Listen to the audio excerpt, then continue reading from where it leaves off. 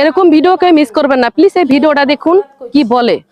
জানি না বাবুরে, আমি বাংলাদেশে বেয়াইতাম আইছি, বড় লোক কন, গরিব কন, মধ্যবিত্ত কন, আমগো একখান বাঙালিঙ্গ স্বভাব আছে কি জানেননি, আমরা কোনো কিছু কিনতাম গেলে এখানে দরদাম করি। তো আমিও এক ছোট বোনের তুন কোকা বেলি হুল কিনছি, এখানে দরদাম করছি, 20 ঘাটে কিনলে আমি দিলাম না, হিয়ালে বলে আয় কেন সুশীল সমাজের কিছু ভদ্র আপু ভাইয়া গো বলে মানিজ্জত খাইয়া লাইছি। ইয়ান কোনো কথা? আপনারা আমারে যে পরিমাণ গাড়া ঘাইটছেন, যে পরিমাণ ধুইছেন, ধুই আবার রোদে হুয়া দিয়েছেন, বাবুরে বাবু আমি এখন চিন্তায় আছি।